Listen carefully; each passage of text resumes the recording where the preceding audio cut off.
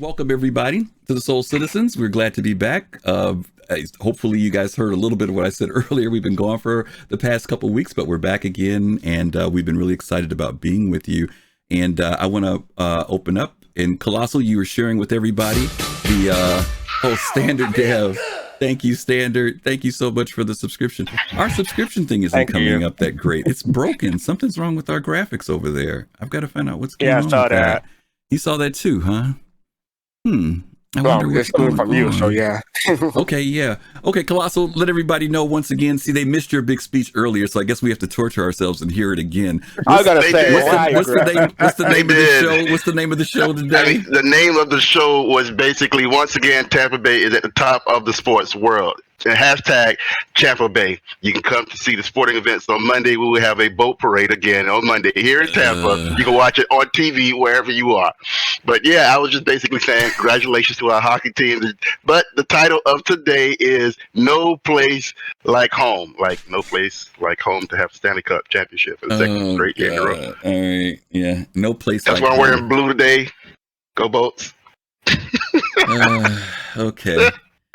No place like home, Griff. Yeah, well, it is. It is no place like home. And as I said earlier, in order to be on this show, these guys had to do some research. So I have to give them some applause here because they had a little assignment this week. Usually I kind of just tap into them in a spontaneous way, but I gave them some things to think about, and hopefully it'll give you guys some things to think about in relation to home in Star Citizen. Where do you plan on living? Where will you dwell? Where will you hang out in the game? And so we're going to talk about that a little bit today. So let me introduce everybody. I've already introduced the person to my far left. Kelosal, what's up? You doing good? You ready? Doing great. Good. Fantastic. Let's go for it. Did you do your homework? I did do my homework, as a matter of fact. I have my trusty pen and my pencil. I'm ready to go. Okay, the school teacher you are. Yes, I know that's true. All right. Next to him, the man himself, FC, Fastcart. What's up, buddy? How you been? I have just one question for you, Griff. Yeah. Did you miss me too? And to my right, we have... Yes, Fastcart, I missed you. I'm sure our audience missed you. They missed your unique... Candor. Yeah, your unique humor. I'll say that. I'm sure that people have missed that as well. And last but not least, the man himself, DK75. Don't hurt yourself trying to think of something. Yeah, I was trying not to, trust me. Dark Knight, what's up, brother? Yes. Oh, not too much, man. How you all doing tonight? I did a chat. Hey, guess what? I got myself a new monitor today. Woohoo! All right. Are you hanging out in the that's not the Grimhex pool room, that's the one at the other place, right? Levski. Is that the Levski pool room back there behind Levski pool room. Yeah. Give it a respect to Levski. We miss Levski, don't we? Yeah. Levski is we'll get it back, right? We'll get it back. Oh, yep. Yeah. It's coming. Yeah, Glaystone, yes, of course we missed you. We missed you, Glaystone. It's good to have you back. Okay, real quick, we have one other new cast member, and I introduced this to the Kelosal the other day, and he gave me absolutely no reaction to this, and I was so excited, and he kind of like, oh, that's kind of the reaction he gave me to our new cast member. So I'm going to introduce our new cast member, and Fastcart and Dark Knight have not seen her. Our new cast member is called Whammer. Y'all know Whammer, right? Whammer? You don't know who Whammer is? The Whammer? Really? The Whammer? Come on, where have you guys seen Whammer at in Star Citizen? Come on, chat, where have we seen Whammer at? Please, in my belly, in my gullet. I can't believe. Thank you, Piglet. Piglet knew that. And this is going to be our new cast member right there. Hi, everybody. Welcome to the Soul Citizen. I'm Whammer. All right, that is our new cast member, guys. Yes. Okay, Whammer is going to be on the show from time to time.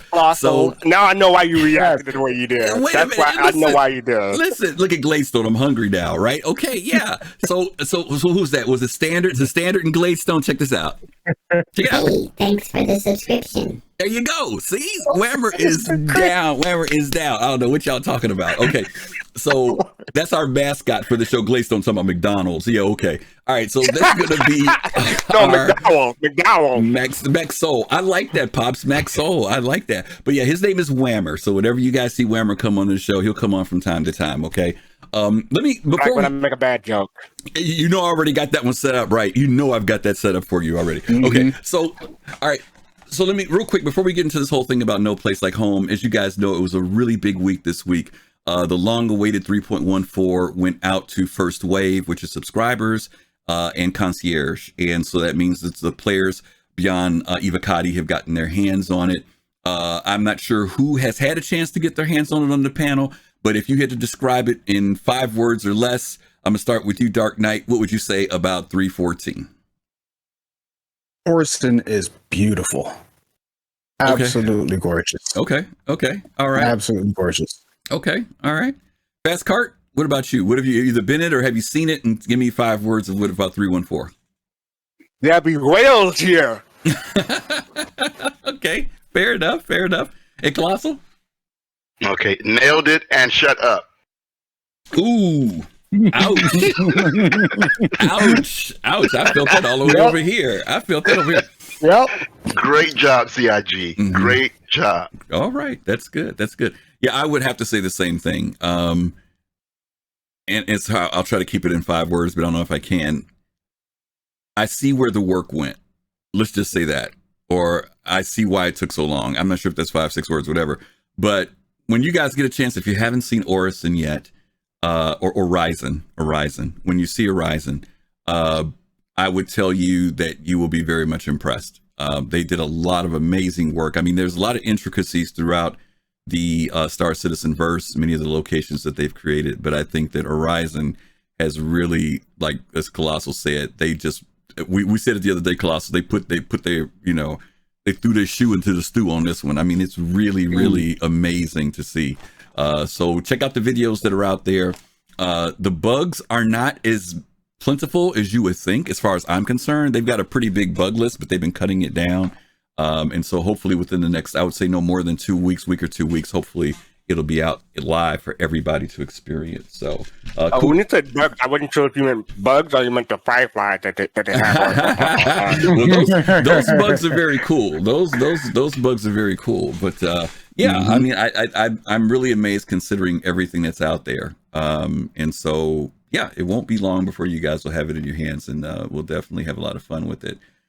Okay, let's jump into it. No Place Like Home. Dark Knight, I'm gonna start with you. What was some first things you thought about when you thought about where you would want to live in the Star Citizen universe? I'd always originally thought I was going to live on my ship. And after looking at Orison,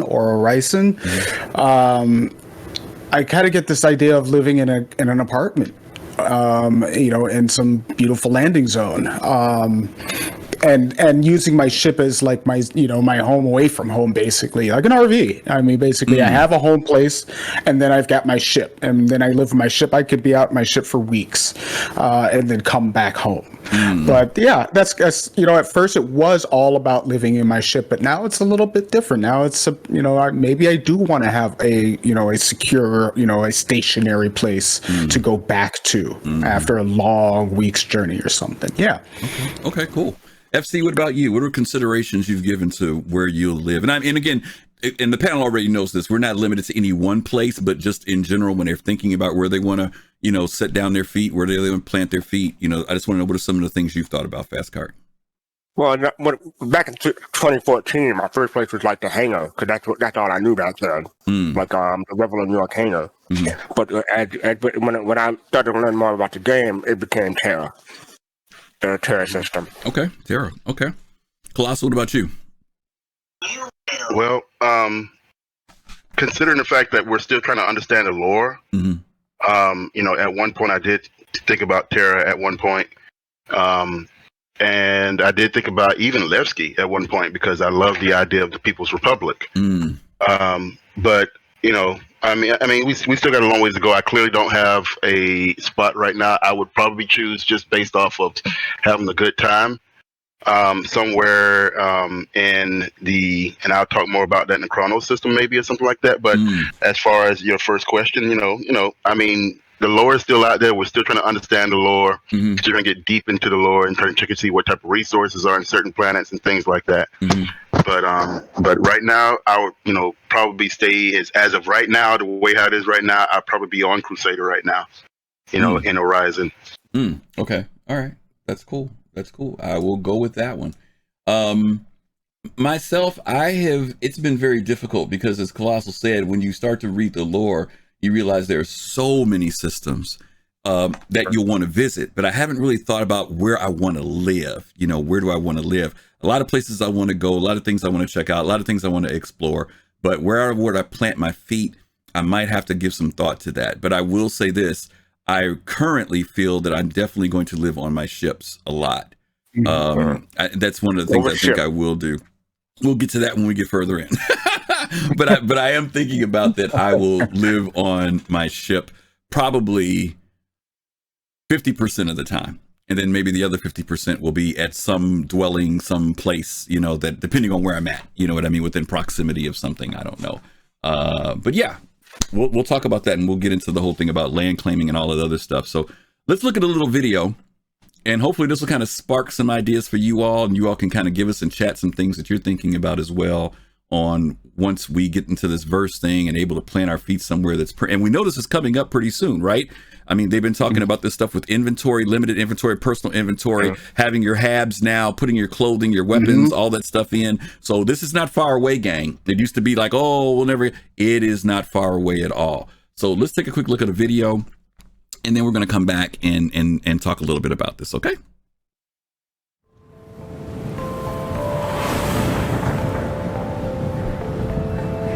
After eating the bear's breakfast, Goldilocks explored their house.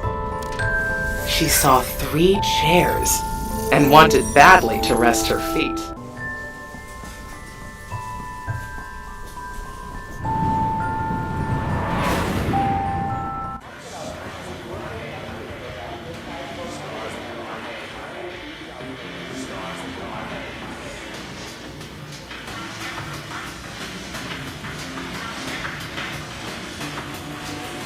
Ease up, I'm in the middle of something.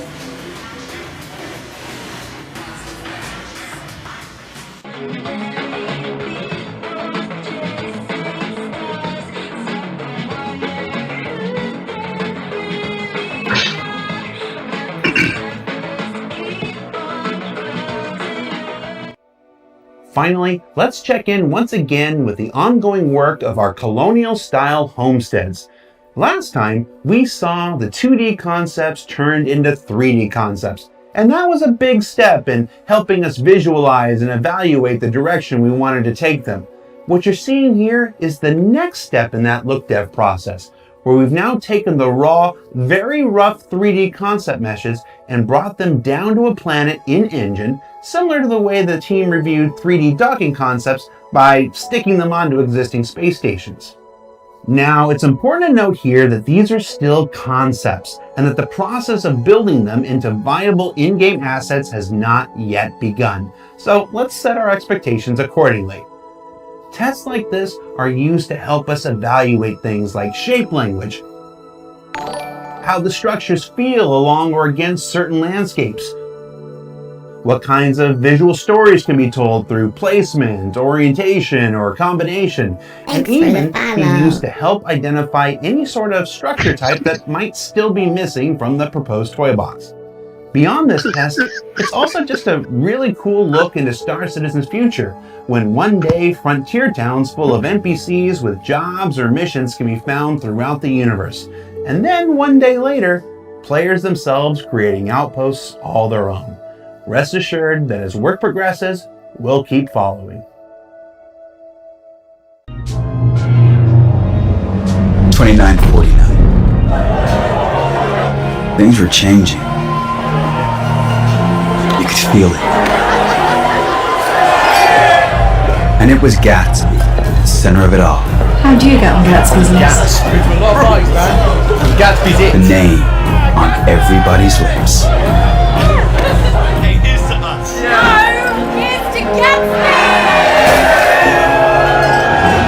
You never knew where Gatsby might head off to next, but that was half the fun. no matter where Gatsby may be off to next, whatever mysterious port of call she's heading to,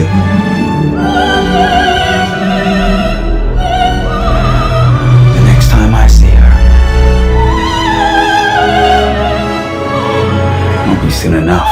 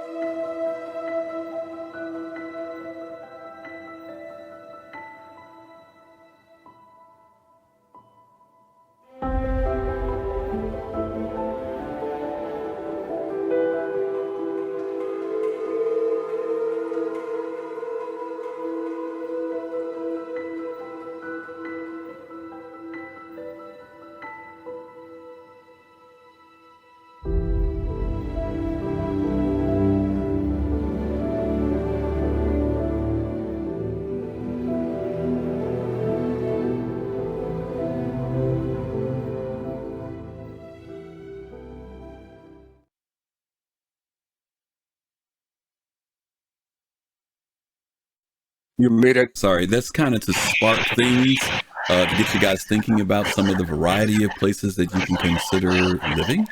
I've got some feedback coming from somebody. Kelosal, I've got some fan or something that's coming through. Maybe it's my speaker or something. Okay, so let's jump into it. Very first question will be, and hopefully I have the right slide up here. Boom. And I want to kind of keep this in two levels of context, because right now this is going to be focused in on two questions for them. One of them will be what planet in the Stanton system, and if they have another location that's outside of Stanton that they've given consideration to that they would pick living at. So DK, I'm gonna let you kick it off. In the Stanton system, if you had to pick a planet, which one and why? Man, that was a hard one until Orison came along. But as far as planet that I can land on, walk around, have a good time, I got to go with Microtech. As much as I love Crusader, there's nothing to do on Crusader except go to Orison.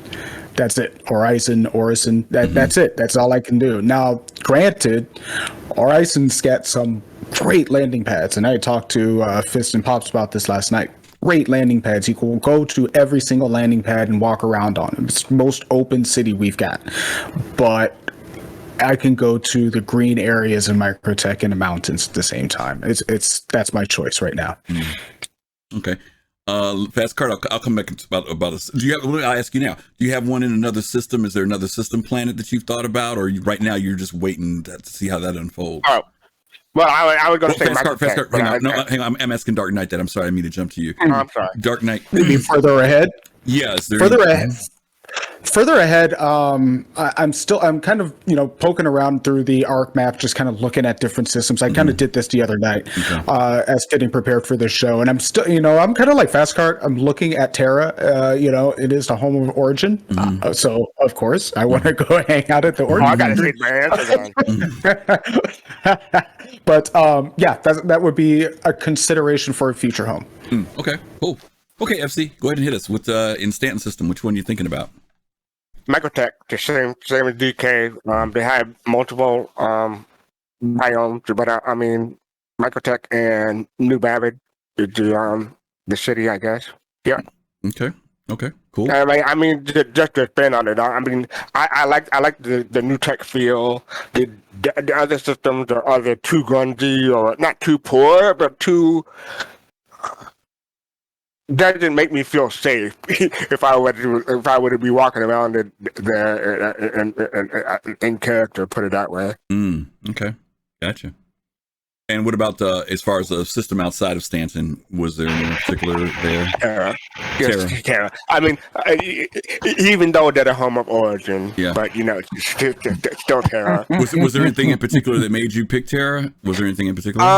Just because it in the lore, transitionalist, universalist, all that stuff. Terra is the home of that line of thought, and that line of thought in the lore appeal to me. They're like new school versus old school, which is the soul system. Okay, gotcha. Okay, Kelosal, how about you? Which planet in Stanton? I mean, right now it's Crusader. Right now, and it's just simply because of Horizon. It's a pretty planet. It's a very good looking, just a majestic type feel when you go. And I understand that there aren't any spots yet that we know about that may come in version 2. They may come in later on down the road.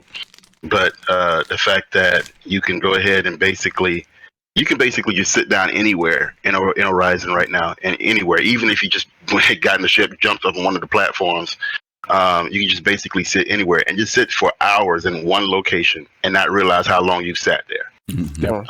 So it's as of right now, currently, I would basically be in the city of Horizon on the planet of Crusader, which is the second planet of the Stanton system. And I'll just be chilling there watching. The other thing the reason why I chose that area is because I love watching ships come in and out. And right now it's the only spot in game right now where you can really see that. And when they start implementing the capital ships, you got those Pioneer Providence stations out there. Once you start seeing those capital ships come in and out, if they're able to do that and bring those capital ships in and see the Idrises being made and things like that and so forth, we know it's home of Crusader. We know you see the Hercules and stuff being made. But those the Providence Center is supposed to be able to make larger capital ships as well. So I would like to see that go into play. So right now, it's my place of destination right now. I'll let you know others when we get done later on in the show. By the way, just to expand on my answer some more, like I did say Microtech, and I don't want to change it. But when Horizon hits live, I may have to change my answer. Okay, gotcha. Personally, I think the only reason why Kelosal wants to be on Horizon is because they've got that like long water fountain, and he can just run through the water, run up and down, back and forth. That's all he's gonna do. All day. We actually had a good time there last night, just chilling out. I will admit it was really, really cool. We sat there and watched the sunset and just to see how the lights in the city came on and the activity there. It was very cool experience last night to do that. So. It sounded like you had a romantic evening. I'm happy for you. Yeah, it was semi-romantic. Yeah, but he was up on level 2 and I was on level 1, so it wasn't that romantic. So, but no, we had a good time over there yesterday. It's really nice to see and to sit through the time cycle. It's a long time because, as you mentioned this earlier, Kelosal, Crusader's a big planet, and it takes a while for the time cycle to take place there. But it's very, very cool. Yeah, and imagine, how long is it? I don't know. It's long. I mean, you have to get the scientists to come in here with that. But imagine, and if you're talking about role playing, that's a perfect planet to role play on. Yeah. It really is. You can have meetings up in there if you want to, and you can just sit there and just cut on your VoIP and your FOIP and just have a good time on that planet. Just with each other, or with Test Squadron, or with your groups, guys. I mean, it's a good planet to go do some role playing on. Check it out when you get there. Definitely cool. Okay. All right, for Hey, me, maybe we can have a Soul Citizen show on one of those platforms. so the setup Yes, we one, could. yeah, that'd be cool. That'd be Virtual cool. Soul Citizen show. Yeah, we can make that happen. We can make that happen. For me, it's going to be R Corp. One, I like the residences and the whole idea of that whole, planet that's one big city. Not to mention my future wife, Tessia Pacheco, is there. And so, yeah, for me, it's R Corp. I'm digging R Corp. And I mean, seriously, I do like that idea of the high rises that are there and stuff. And I can't wait till we're able to lease apartments and spaces within units, because I think that's going to be pretty cool. Okay, let's go ahead and hit the next category, which is which orbiting station do you prefer? And this might be for a lot of different reasons. It might be because of your access to be able to go down to a planet and get to the main city. It may be because of the proximity of where it is to something else, as far as jumping, or just the fact that it saves you time. If you had to pick one of the orbiting stations, Dark Knight, which one would you pick? If I was going to go for right now, is probably Port Tressler, but I don't really visit them that much. I usually go to the outer space stations like HER L4 or or L1s, because they're easier to get out of. Not as many people flying around them, so it's kind of quiet, for the most part. But if I was to choose one, I kind of like Port Tressler. I don't know, I just like it. I know, but they're all, that's Piglet. Yeah, you're right. They're all similar. Yeah, as far as the facilities go, they're not that much different. But I think this has much more to do about location than what they offer per se. Let's see. Fastcart, what about you? Anyone in particular? I was gonna say Port Olisar, but if you're looking for something more out of the way, the one above Microtech is Premier.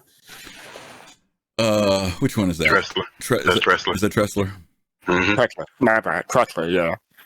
But otherwise, I'll just hang out at Port O until I have to go someplace. I got the quantum fuel for it. Okay. Cool. Kelosal, what about you? I concur with Dark Knight and Fastcart. Port Tressler, I think it has the best view out of all of them. If you're looking out, no offense, Everest Harbor fans, if you're looking at Everest Harbor, you're looking at a dead planet. I mean, if you, right now we can, the verdict's out on the Port Olisar right now. A lot of people talk about, so long Port Olisar, bye Port Olisar. Calm down, folks, with that. but I think as far as visually for me, and then where things always usually kick off. When the IAE comes around the corner, it always usually kicks off at Port Tressler. So Port Tressler for me right now is where I would dock if I was at an orbiting station. Okay. Does Grimhex count? I guess that's a good question. I guess it does. It does. Yeah. I mean, that's a good point, Lefty. Why not? Really good point. Yeah, Grimhex does count for anybody who wants to consider Grimhex their home. I guess that would be another alternative. I mean, when I was thinking about Port Olisar, my only competition with that was Grimhex, but it's like, yeah, between Port Olisar and Grimhex, there's no competition for me. So here's the only reason why Grimhex doesn't count technically, because Grimhex is not orbiting a major planet. It's orbiting a moon of Crusader. Right. So that's the only reason why Grimhex wouldn't count. Yeah, I guess we didn't think about Grimhex. It is orbiting. Well, you know what? I think that if I had been, if Levski was in, I would have probably given the option between Levski and Grimhex. Which one would you prefer to be at? Because they're similar, being out in asteroids. But yeah, it's a good consideration. Now we'll throw that in if there was a place to be for those of you who are on the more darker side of the law. Obviously that would be a place that people would want to stay. Hey, Griffs, Piglet said SPK and the Kovalex stations. I didn't even think about those as having it. Yeah, absolutely. We could talk about those. If anybody has any favoring of any of those, that's interesting. And I guess maybe, those are both considered, they're not abandoned stations. I mean, Kovalex is, but they are places that we forgot about in the sense of orbiting. I guess if you wanted to live there and just kind of dominate the place, you could, right? But there are so many other locations in the game that we could probably give consideration to. Okay. And for me, I like Bajini. I for some reason or other, I still default to that one a lot. I don't know why. If there's one I want to park at, excuse me.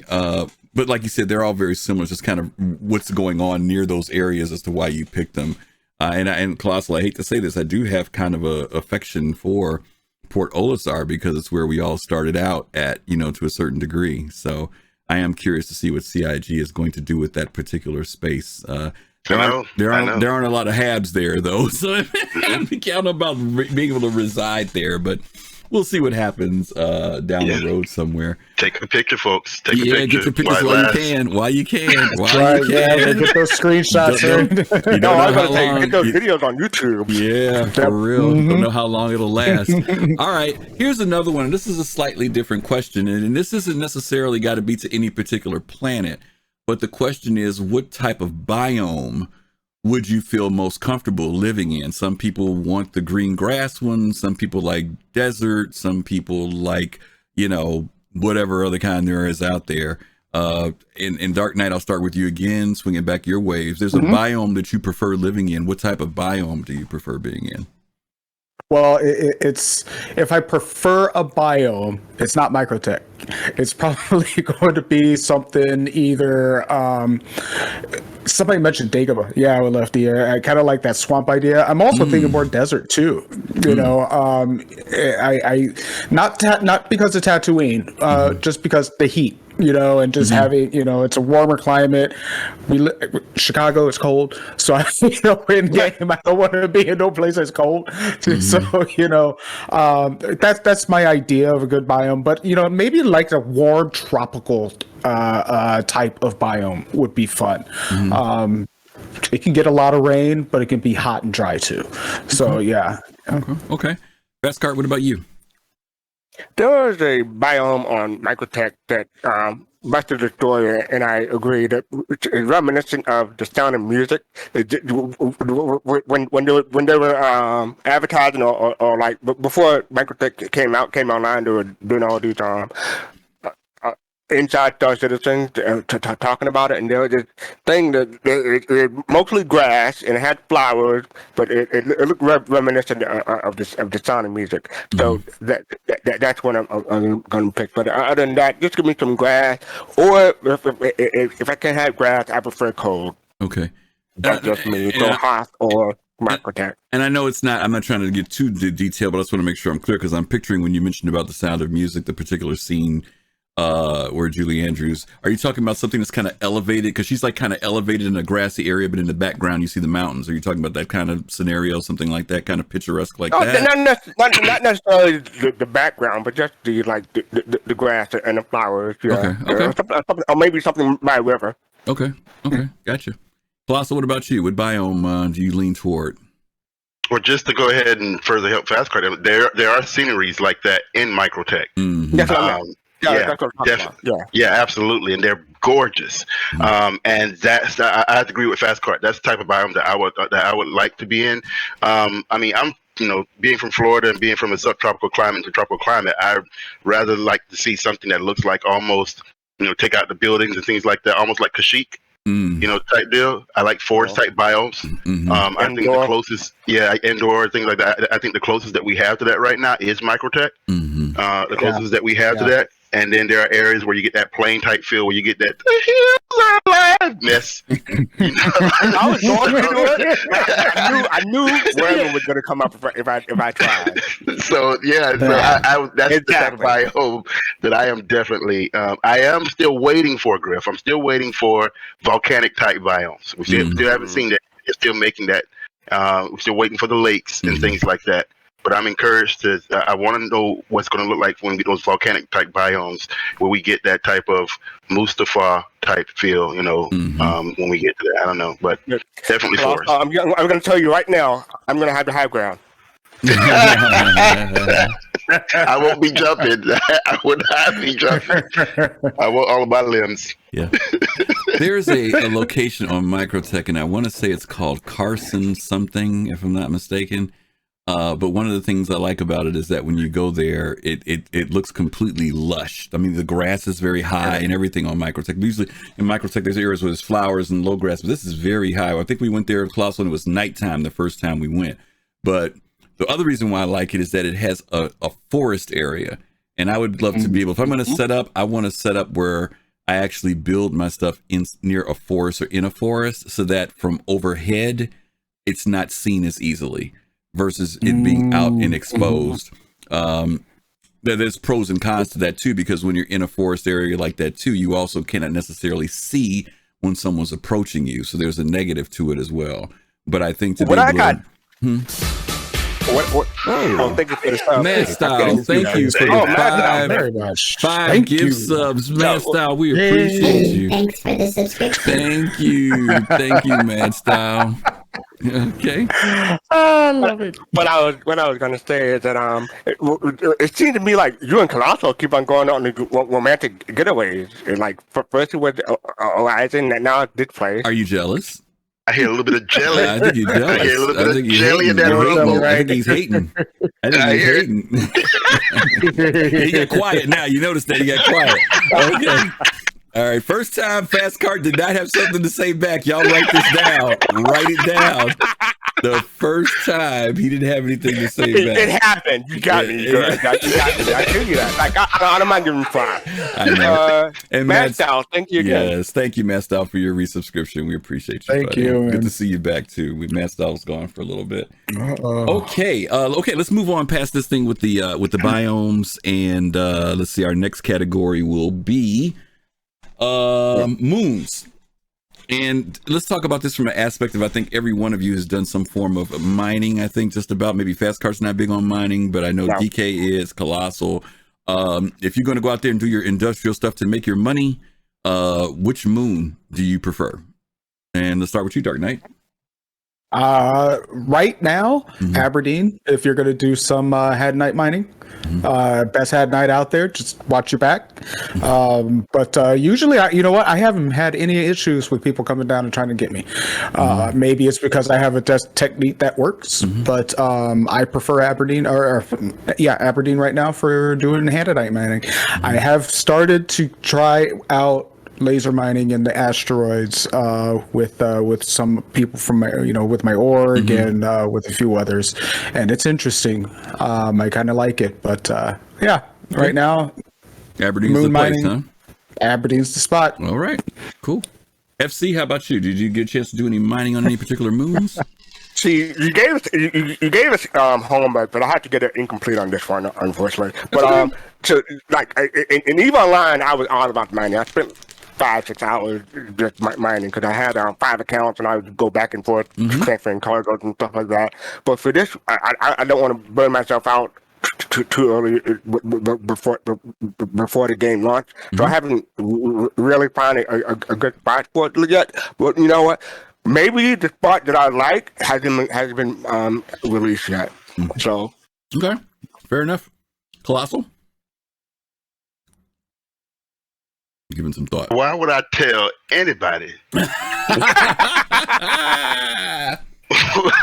I like behind it? Okay. You went last too. Right. I was first to last. He's gonna get the same answer. So here's the deal.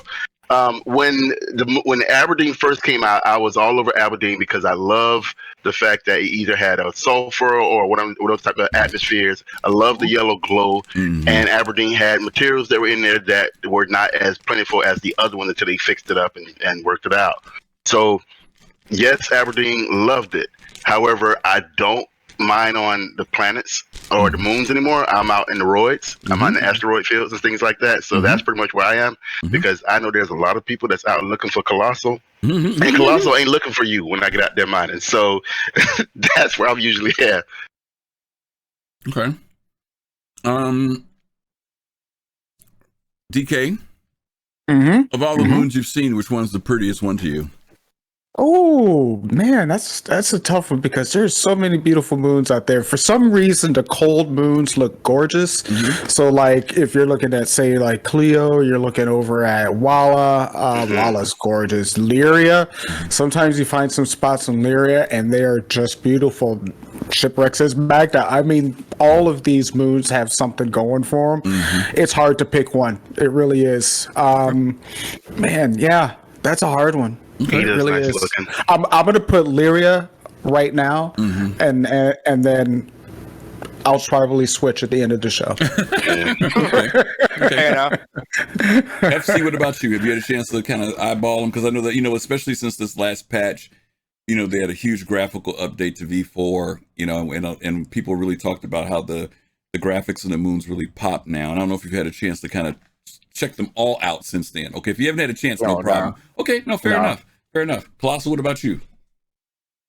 In terms of pretty beautiful, moons? Beautiful. Mm-hmm. The one that catches your eye the most.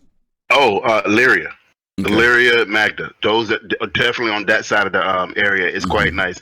I guess I have a hard time pronouncing this. Is it Utrepe? How do you pronounce that, guys? I say Utrepe. Utrepe, whatever. That planet. I mean, that moon, along with Cylon, has some of the most ominous types of visuals I've seen. It scares me when I go out there because it feels like I'm playing Dead by Daylight when I go back to those spikes. What you're saying is, we got to take DG there. Yeah. You love that place, right? Yeah, Lyria would be on my list too, and I think Magda and Walla would probably come into the second for me. But I definitely think Lyria is beautiful. But if you guys haven't had an opportunity to do that, and you need to visit those moons on all time cycles too, nighttime, day. Sometimes you go there's a huge windstorm going. Temperatures are down below 200 degrees Celsius, but at the same time, you can come there in the daytime, and it's an entirely different thing. So definitely check that stuff out when you guys get a chance on that with the moons. Okay, now comes a tough one, and this we're going to break into different sections here. What will be your ship of choice to spend your time on? And I want to start with, I'm going to just do the first one. I'll come back to everybody. Small ship. And when I say small, I'm saying freelancer down in size. So Dark Knight, give me your small ship that you would spend your time on when you're traveling around. 315p. Love that little ship. Okay. That's my style right there. She's my little race car. She gets everywhere I need her to go, and she can handle herself if she needs to. But otherwise, I got that car. I got that one kitted out all stealth and goes like a rocket. Okay, that's my ship. 315p. All right, fastcart. Just to be a contrarian, I want to say Nomad, but no, I'm just going to say it's the 315p too. Wow, I know it's an origin ship. I know it's an origin ship. It's my only origin ship. So yeah, it's a 315p for that size.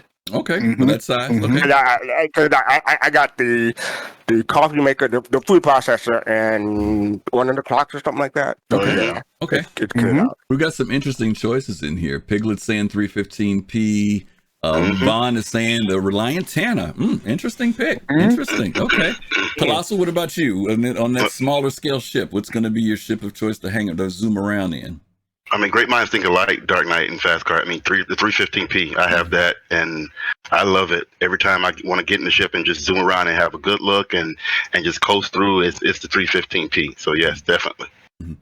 And I mean, the 315 has some advantages too because it is designed for exploration as well. So even if you want to get around, in the front. Yeah, right. It's great if you just want to get around, but at the same time, if you just happen to see something that you want to check out, it's probably a nice ship to have. I think it's also got a little bit more long range to it, as well as the scanner package, a whole bunch of other stuff.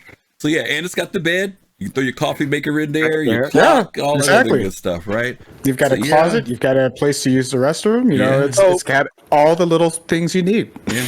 So, but when CIG add that stuff to other ships, people answer may change, but you know, they came up with that, I want to say, 2 years ago? When they redid it? So, what you talking about with the ship coloring and the first ship to do that? Yeah. It's the first of the customization ships, So, yeah, absolutely. For me, you know, man, you guys messed my head up by saying that now because I was really going to stick with my 100i. Well, there's a couple of reasons why. The 100i in particular, its fuel efficiency is stupid. You can travel around the whole freaking universe and never have to get gas in that thing. And it's got that air technology in it as well, which bring back the hydrogen and brings back its own fueling.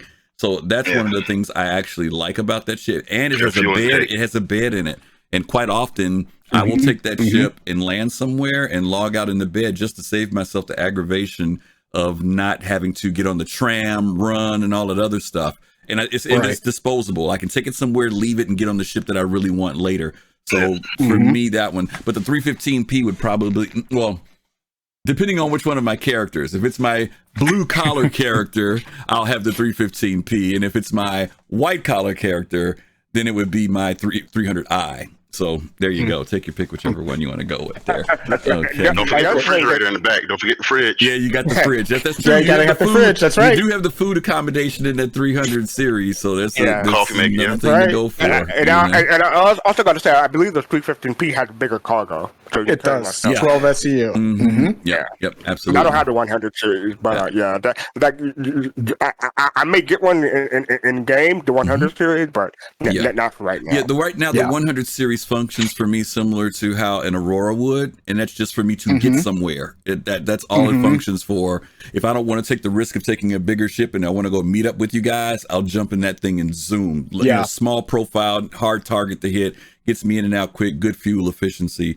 You know, that's basically what that functions as. I may have to look into CC and my Aurora into a 100 series later on. Yeah.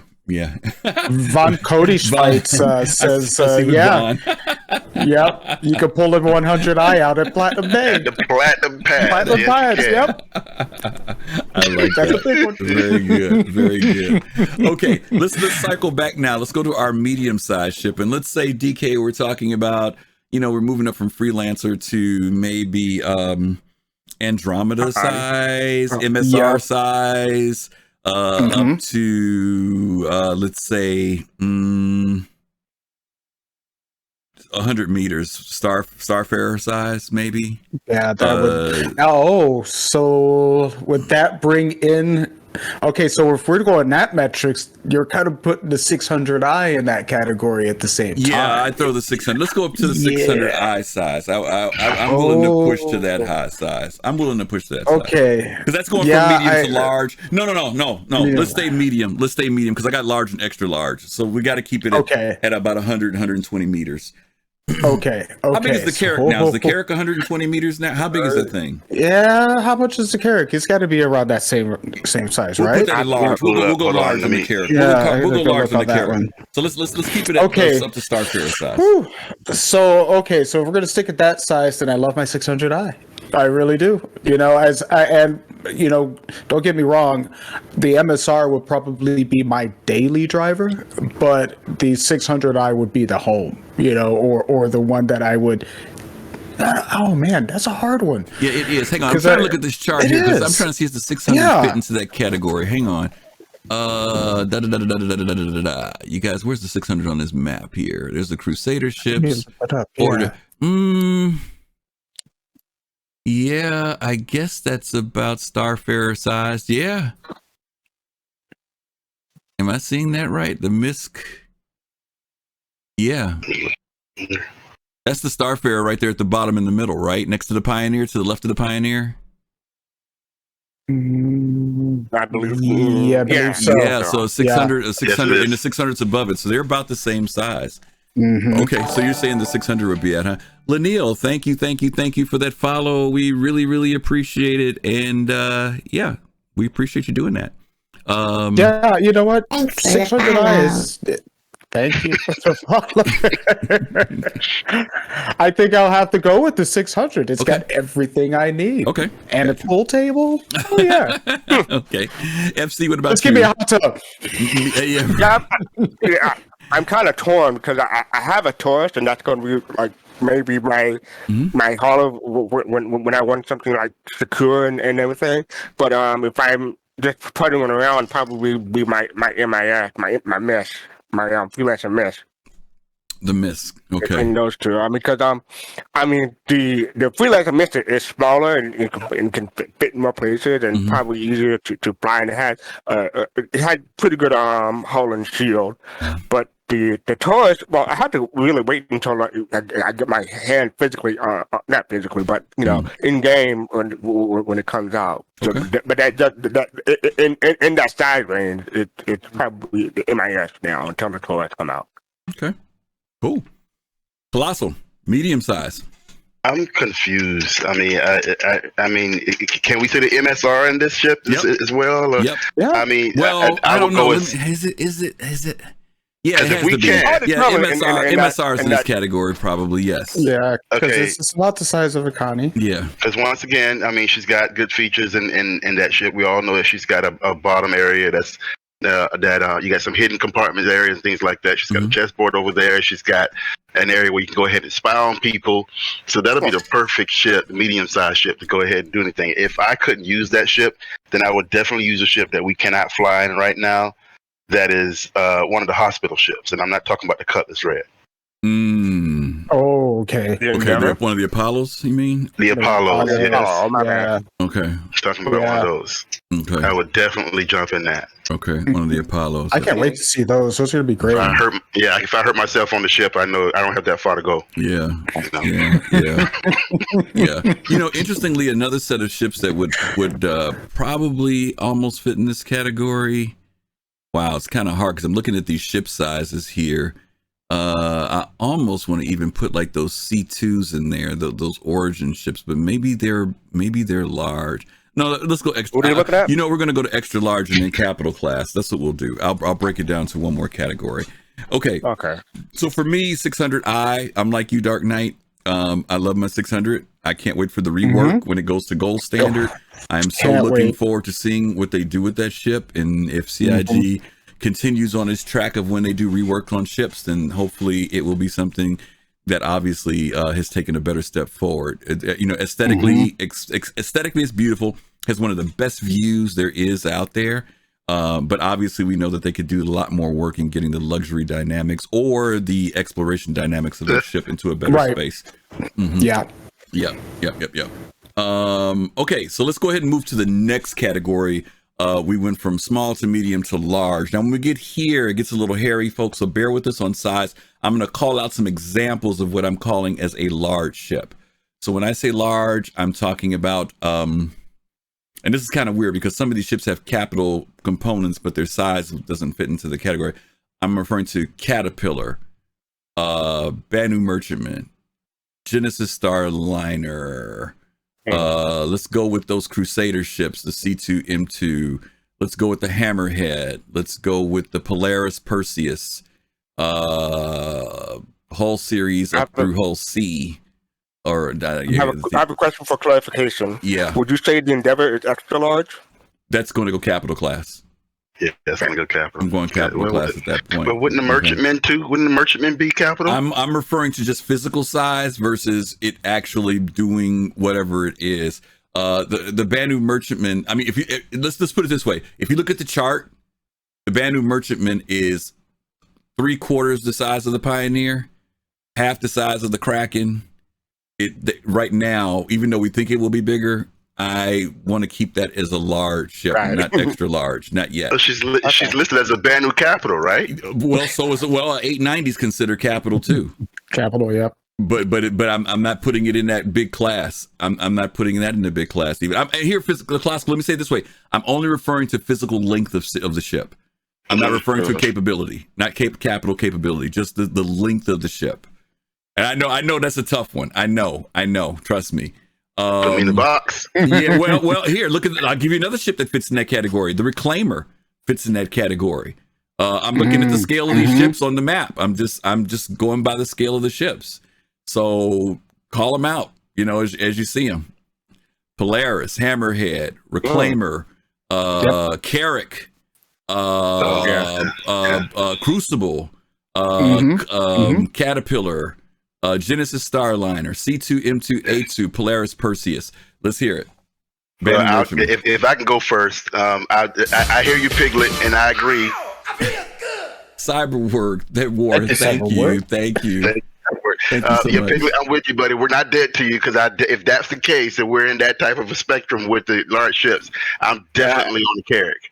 Definitely on the Carrack. On the Carrack. Because I had another ship there and I took it out because of what we just discussed here. But I'm definitely on the Carrack, man. I mean, Carrack is my exploration ship, hands down.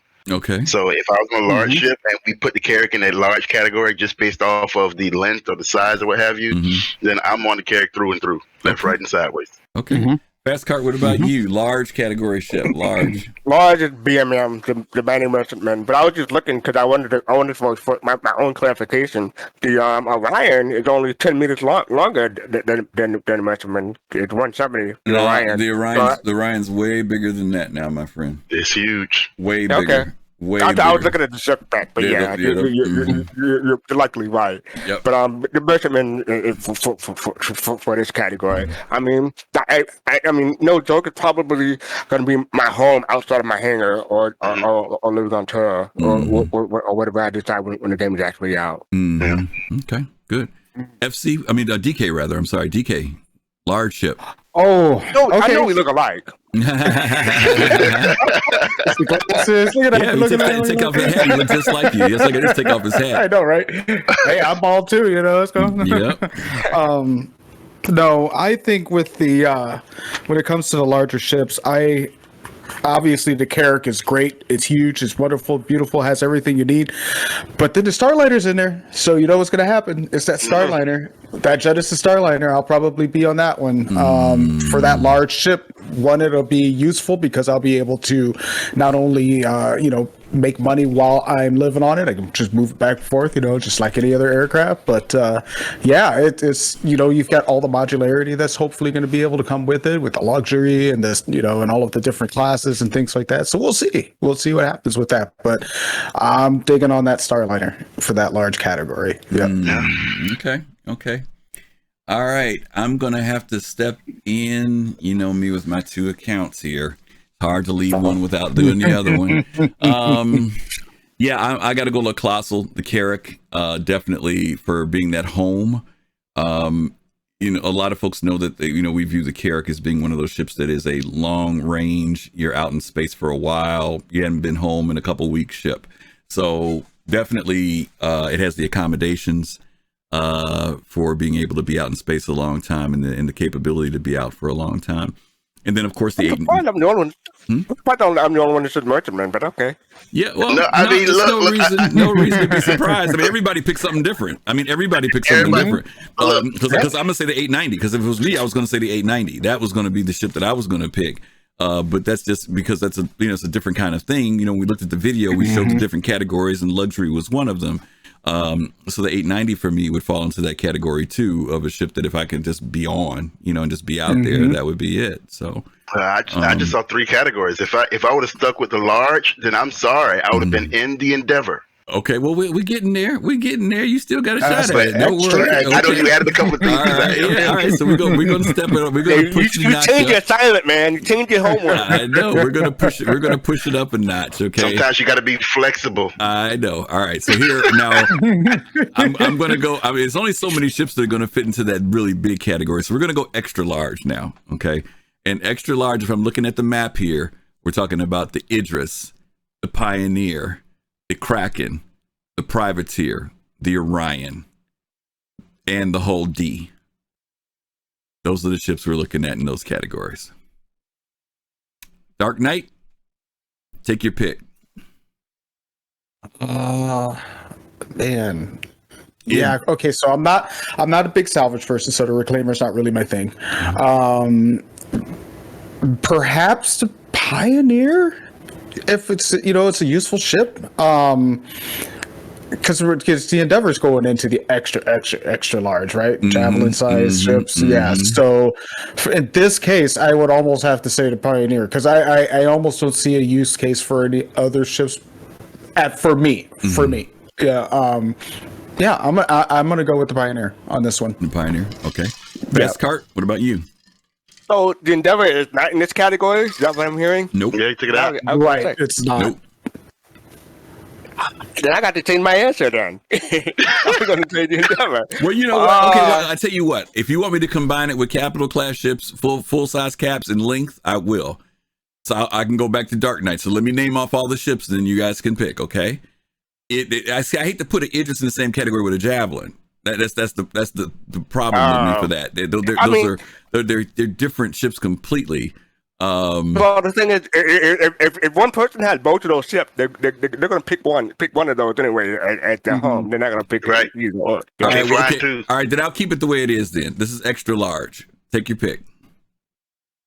Idris, Pioneer, Hull D, Kraken, Privateer, Orion. Oh, if I could have a privateer, I'd take a privateer. Just giving them away. Okay. Giving them away. Okay. I mean, it has a similar function at the merchantman, and that's what I want to do in game. Okay. Privateer. So you're just doing the big time trade, bigger on a bigger scale trade. Okay. Right. All right. Cool. Colossal. It's the Endeavor. I mean, we ain't there yet. We're trying to jump to that Endeavor. I thought you were including the Endeavor. I said I'm gonna keep it, and I renamed them all. Idris, Hull D, Pioneer, Kraken, Privateer, Orion.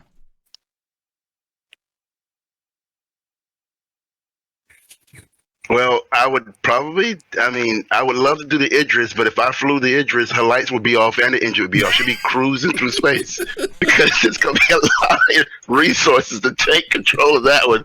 So I would probably go with the, did you say the Orion? Please say you said the Orion, right? Yes. Okay. I'll be on the Orion then. Okay, you're going to pull the Orion. Okay, we'll be out mining. All right, cool. All right, final category that everybody's been waiting on. You know what's gonna happen here.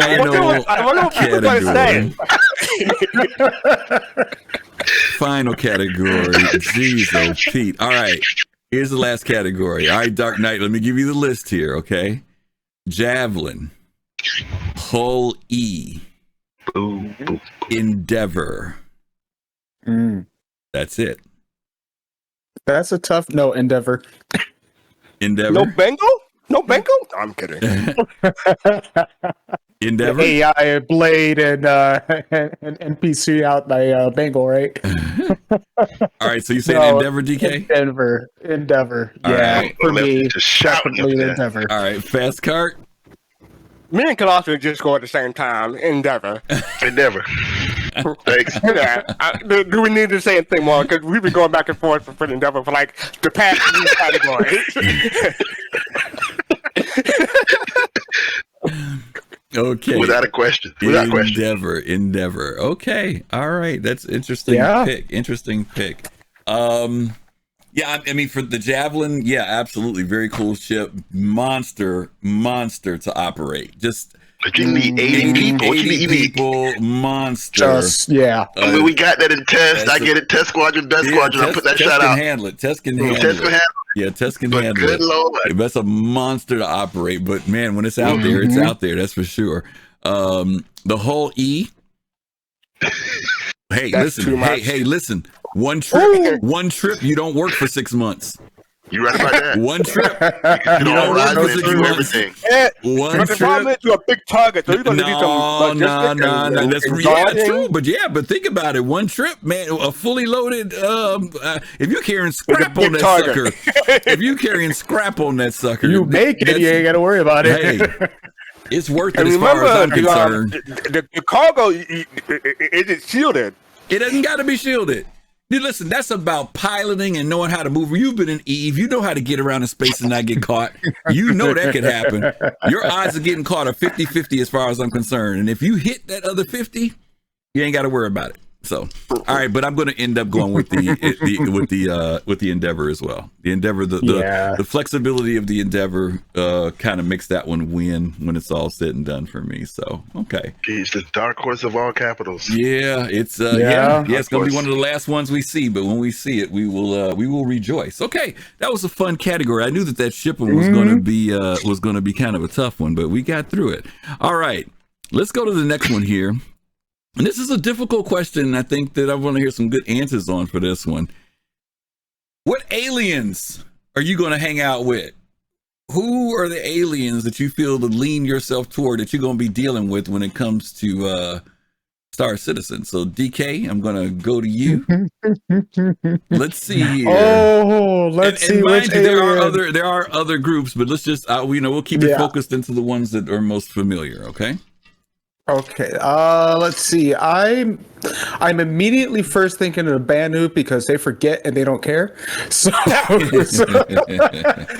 I do whatever the heck I want to them, and they're like, "Yeah, what happened? Okay, whatever. Okay. Next." So I kind of like that idea. Okay. I'll hang out with the Banu. I'm not familiar 100% with the other races. I heard the Tavarids are pretty cool, but I think I don't know. Help me out on lore, people. But yeah, Banu. They're cool. All right. FC, what about you? Are you going to be dealing with the Banu, the Vandul, the Xi'an? Who are you thinking about? Teverin? Whose house? Banu house. The Banu house? You're hanging out with the Banu? Okay. And you know what? And I didn't get to ask this, DK. Why in particular? Why did you pick Banu? Just real quick, what was the reason why you say Banu? Well, mostly, it was kind of funny, that they do kind of forget, but Pops just said it. They've got the goods. They're the people that, you're going to go out, you want to find something, they're going to go have it for you. They're the traders out there. I don't want to say gypsy, but they're the ones out there that are, running the food carts. Okay. Vaughn does make a good point, though. You might end up in slavery hanging out with the bounty, but other than that's true. Make sure you're the best damn slave on time. Yeah. FC, what about you? You picked Banu as well. What draws you to them in particular? I like the aesthetic of them, and the clothing as far as concept wise look good. I'll probably be wearing some kind of bounty outfit in game if it's going to become available. And I just like the culture as far as Star Citizen and what's been out so far. I like the culture of the Banu. As far as the others, they don't really appeal to me as much. So the Banu just calls out to me in a good way. Okay, cool. All right, Kelosal. The Banu, hands down. I mean, I love their tradition. I love about the Soli. I love the fact that they're kind of, they're all about, if you're as good as if you were really, really good at this, we'll deal with you. If you're not, and they're kind of neutral if that's the case. They're one of the only ones, other than the Xi'an, that can deal with the Vandul and not have any types of conflicts. Okay, so by you, EE, I'm all with the Banu. Interesting. Yeah, I've vacillated between the two. I mean, we don't, the Teverin are part of the UEE now, and so understanding what their role is going to be and how we connect with them is going to be interesting. I am impressed with their technology in the sense of the design of their ships, but recently the Xi'an has really caught my attention when they came out with the Gatak recently, the Raylan. They opened up a new door of Xi'an stuff. And even though there's always been this partnership supposedly with them with MISC, we haven't complete. I mean, we have seen some of the technology in the sense of the design of the way, like, it's particularly like those the Corray and some of the other ships, but I've really been impressed with that. And so I'm really become more curious about Xi'an technology, and because their stuff is supposed to be the premium tech. I mean, the Banu, they kind of get theirs from all over the place, and it's kind of a hodgepodge, where the Xi'an, theirs is very focused on having the most exceptional technology.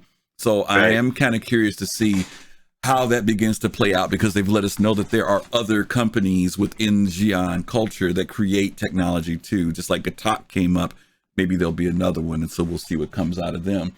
Griffin had to be different. It was going to be a clean sweep, but he had to go different. Yeah, and it's only been because of, honestly, when the Gatak, when I saw the Raylan and saw the tech inside of that ship, I mean, don't get me wrong, even the other ships that we had previously, the other Xi'an ships are gorgeous too, but it just really, they just had technology at another level. But then again, not to be funny, when you're getting a Banu Defender, the technology in there is awesome too. When I get into the Tavarin ships, Tavarin ships with the cockpit window and all that stuff, that's very cool, Right.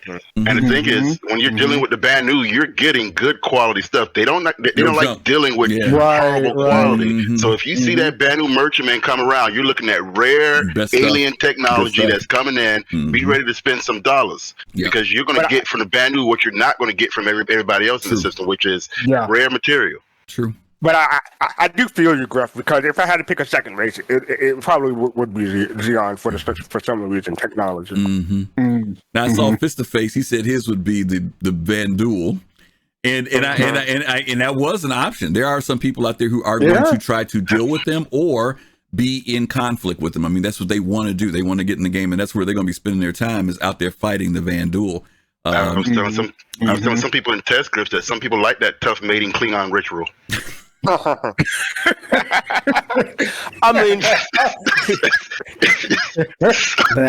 you got me there, Claude. But we have Operation Pitchfork take place in a beta. We'll try to take Vega. There are people who are going to do the opposite. I forget the name of their operation. I want to say Operation Boom, but that's not it. But they're gonna go on the Vandal side and attack us. So yeah. Interesting. Okay. All right, let's move on to that next big category. Now this one's a little bit more. This is where folks had to do their homework, gang. So I'm going to ask a little bit heavier question than the ones we've been asking so far, and that has to do with what system do you want to live in? Now this might be one of those good things to look at your star map about to determine where, because as you guys know, in the star map you kind of see how the systems are kind of broken up into like where the Vandul are, where the UE is, where the Xi'an are. And so that's kind of the question that the panel had today, is that if there was some place that they had to settle down in a system, what system would it be? So DK, let me start with you. What system, why, what drew you to it, anything in attention, in relation to a system? Yeah, because because I feel like I'm so new to learning about the lore of each of the systems. I'm kind of harking at the present moment towards Terra, but I don't think that's really going to be where I'm at. It's largely going to depend on where our org is stationed, as far as our home planet or our home spot, and what my distance is from my home to that location. So whether or not it's in that particular system, because we don't know yet, I might be a system or two over. But if I would have my preference at the present moment, I like the idea of Terra. It's kind of like the new Earth or new Soul or something. It's like fastcart said, and yeah, I kind of like that whole. Yeah, I think that's where I'm going to probably do it. Okay. FC, what about you? I said it before. I can't really give a different answer. Give a different reason. But Terra, for the reason that I said before, they're like they're like the new Earth, the new Soul. And they want to they're into new ideas, whereas Soul is more conservative and want to keep things the status quo. So yes, Terra probably be where I'm based at. But I mean, if I couldn't do Terra, it would be Soul. But I do have an honorary mention, Cathcart, only because it has the word cart in the name. Okay, fair enough. Kelosal, what about you? What system have you eyeballed so far? I'm going to take you deep into the lore, because the system that I definitely love hearing about, and I was caught by the name first, is the Chronos system. Okay, the Chronos system is basically way out there, right near. The only way you can get in there is going through Kellogg or the new system called the Brownnow system, BRANAUGH, and it's a system.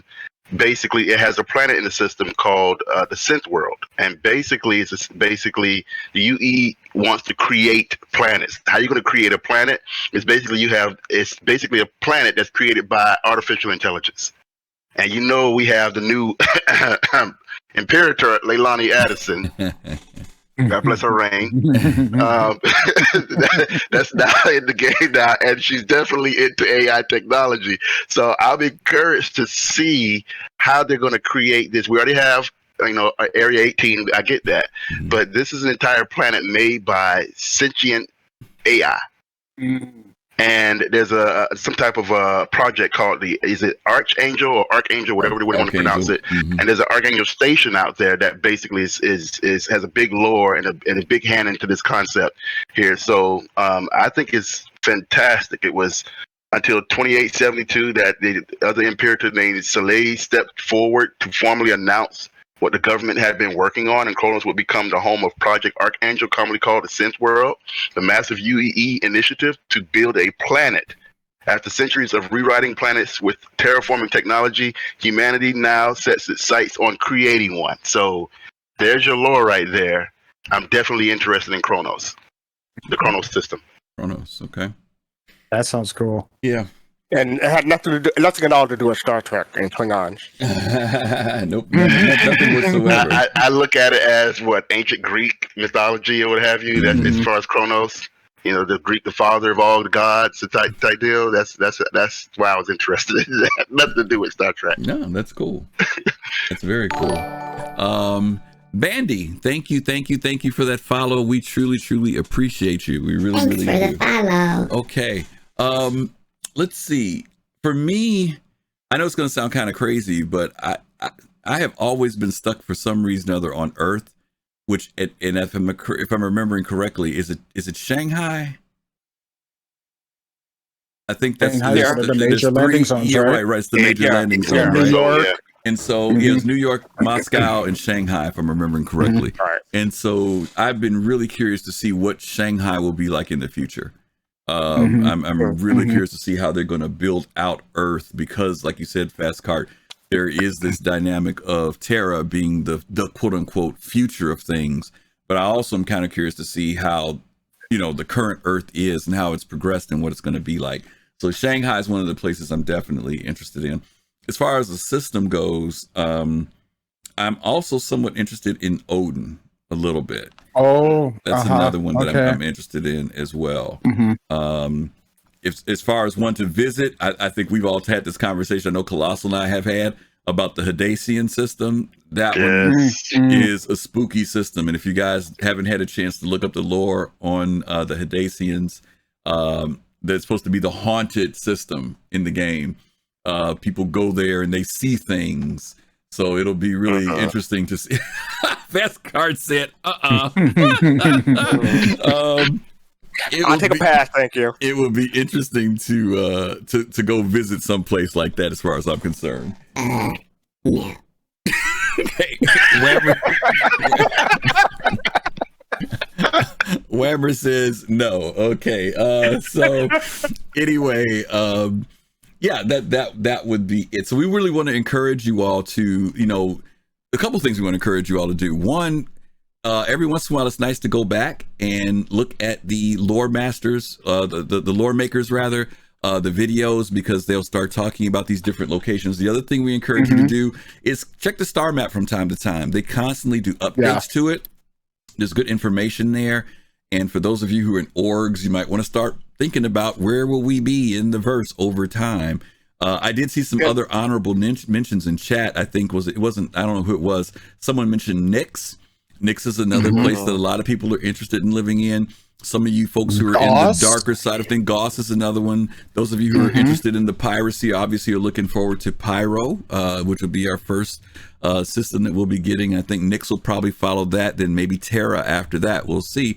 But if you guys watch where the jump points are, you might kind of get an idea of what CIG is going to be working for. Lefty says Oso, Oso.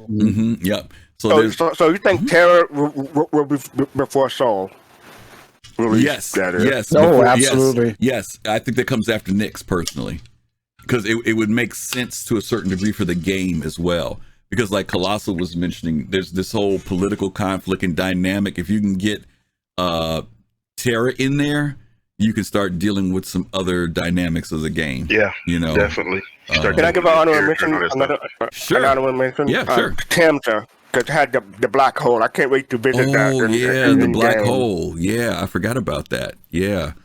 That's going to be cool to see. Yeah. You guys look at the map, really, where their jump points at. CIG has alluded to the fact that there will be places where there'll be, these temporary wormholes that will appear. So learning how to travel and get around and navigate, and that also might lend itself to where you decide to settle in as well in the game. So yeah, definitely. Yeah, it may be the case that Terra is too crowded.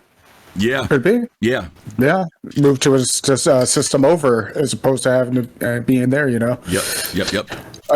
Star map's beautiful, people. By the way, if you haven't had a chance to look at the ARC map, it's gorgeous. Absolutely. Award-winning. Award-winning. Yeah. Yeah, it is. Yeah. Literally is. Several awards. Yep. The last thing I want to talk to you guys about, in it's not on the agenda, but I was kind of thinking about it, but I'm like, we have time to talk about it. And that's, what do you think is going to be the deal with land claims? And let's put down some basics about land claims, the things that we do know. What we do know is that land claims are something that some people have already purchased them. Some people were able to get them when they got the Pioneer. There are two types of land claims. One is 4 kilometers in size. The other one is 8 kilometers in size, square. They were $50, if I'm not mistaken, and $100 if you purchased them separate. If you bought the Pioneer, you ended up getting the 8 kilometer piece. That's a big piece of land. We know that it's tied into the UEE. And so when you want to do a land claim, you find a place that you want to, stake your claim. You literally have a stake that you can utilize that puts out like an electronic beacon. And then you have to register that land with the UEE that you own that land, or you're the owner of that land. There's not very much more we know beyond that. What comes along with that in relationship to the UEE, there's a lot of surmising. So I kind of want to just kind of throw it out here to the panel. What are some things that you would like to see about once you're able to get a piece of land? And what will make you choose that land in particular to stake it out? Will it be proximity to mining? Will it be mining actually on the land? Will it be because your org is there? Is it to get away from everybody? What would be your reasons for wanting to stake a claim of land in the game? And DK, I'll put it to you first. I think first, it's going to be one of two reasons. It'll be because my org is located in that general area, and perhaps we have some kind of a settlement there or some kind of a station, based out area over there. The other would be as a private vacation home. It's just a place to go and hang out with. Nobody comes around. It's my place on the lake. You know what I mean? Go out and fish, something like that. That would be a secondary idea. So it would be only one of those two things. If I'm buying land and it's near org or org area, then it would be more of a neighborhood type of situation. I'm going to be staying there when we're doing work and things like that. My other spot, if it was just a secondary location and it's just like sitting on a lake or something like that, I wouldn't go there all that often because I'd probably be working someplace else. I'd probably be at in my apartment at Terra or on my ship, flying and doing work, and then go there for vacations. So, yep. Cool. I'm just imagining Dark Knight sitting on the dock in a bay.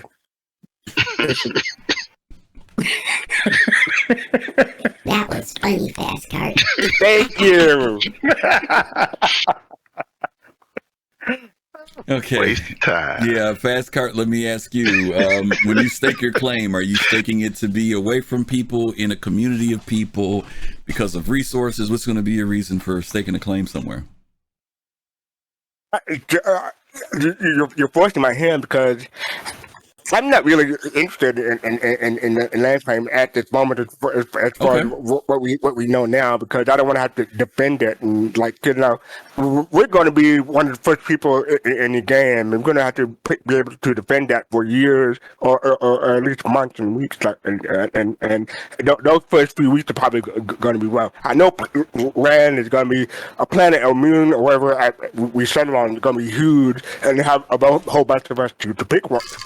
To pick from, but eventually, someone gonna come out and say, "Oh, that looked like a juicy target." Bam. So I'm not really interested in land claim. But if you point a gun in my head, I'll probably stick maybe by a river or someplace to have good mining resources. Okay. But the one thing that I won't be able to get 40 acres in a mule in real life, so this will be a good alternative. It's close, right? Yeah. Right. Yeah. I'm going to come back to a point you mentioned about defending, so don't let me forget fastcart. I'm going to let Kelosal give me this, and then we'll come back to it. Kelosal, what about you? Why would you pick where you're staking your claim? I probably have 2 homes, probably. I probably have 1 home with the org. So I can go ahead and at least, be there and, whenever we have meetings and things like that and so forth. And then I probably have another home that basically emulates or does what Jedis know how to do best, which is always hide and exile. And so Dagobah, Tatooine, you never know. I mean, so I'll probably go ahead and at least have one house somewhere where I can at least come to from time to time. But I'm gonna tell you right now, I'm just like that. I'll probably be out in my ship. I would say about 80% of the time. Okay, about 80%. Yeah, right. That's what I'm thinking. Okay. Let me throw something at you guys real quick. You don't want to talk about defending first? That's what I want to talk about. I was watching a video the other day. By the way, there's this really great video. If you all haven't watched this, well, I almost don't want to plug this to a certain degree. Some of you all know about what's been going on with the Elite Dangerous community. And there's a woman who's in the Elite community who has been putting out videos. She came over during Invictus, during the Free Fly, and she's been chronicling her time in Star Citizen. And she has done a really, really good job. I mean, these videos are very entertaining in seeing someone else's perspective, on Star Citizen. I'm going to put the link for the first in the series in here for you all. But I would recommend that you all watch this series when you have time. She's done 7 days worth. Each day she records it. And, she comes in as a complete noob to the game, never played it, and has now been in it for a little bit. And, the community's helping her out. There's the link. You'll be able to follow the rest of the shows. But there's something that happened in there that I didn't even know about while she was playing the game. And this is what happened. At some point, she found out she had a crime stat. And she didn't think she did. She had got a crime stat. She thought she had paid the fine, which she did. But then she found out she still had like a level 4 crime stat. And she ended up going to prison like for 7 or 8 hours. And I'll tell you why she got the crime stat. When they were flying out of town, out of Lorville, she said they flew out and she was on a cutlass. And I remember in the video when she did this, at some point when they were leaving Lorville and they got outside of the armistice zone, she opened the side door and fired her rifle toward the city. Later, she went back and looked in her Moby at her record, and there was a charge firing weapon into city. They put it in. She had 7 charges. Seven She got an hour. She got an hour. She got an hour for each charge, okay? Oh my. Okay. She got an hour for each charge. So check this out. To Fastcart's point about protecting, if they were to implement something that says when there's a stake at a certain location, if somebody proceeds to attack it, it gets registered against them. You see what I'm saying? If they're able to do that for the cities, maybe they're able to also do that for your homestead. So that's a lot of data though. No, it's not a lot of data. I mean, think about it in the sense of if because once again, I think Lefty mentioned this earlier, it gets recorded when you put that stake down. That proximity, that 4x4 square. And just like they can tell if anybody fired into the city, they can tell exactly if somebody fires in that 4x4 square. And I'm saying, is this possibly one of the ways that they can set up, a dynamic that gives some type of consequence for people who just want to randomly attack Fastcart's house just because it's there? Not because they're breaking in, not because they're trying to get his stuff, not because he did something against them, but is it going to be worth it for me to fire on your joint, and by the time I destroy it, I've got 24 hours of penal time waiting for me just because I wanted to have that fun? So I guess that's my question. Do you think that there can be things like that that can present consequence? So why, when people do have a motivation to land claim, they know there's some risk, but at the same time, the person who's also doing this thing also understands there's risk on their side as well. So what do you guys think about that? And what are some other ways you think can be done to protect people who want to set up homesteads? That's a tough one too. That's a tough one because depending on where you set up your homestead, you might be in an area that is completely unlawful and you're not going to have any protection at all. You're going to have to take it on yourself to do space it. is the only place where those stakes work. They don't work anyplace else. Only place where it works. Right. Yep. And you can and if you're under the protection of UEE, depending on where your homestead is, I would imagine would depend on how high the level of security is on your space. So if you're near a larger population, perhaps you have a higher security, or you have more security. So there's less of a chance somebody messing with your home because you're in a vicinity of like maybe 30 other homes.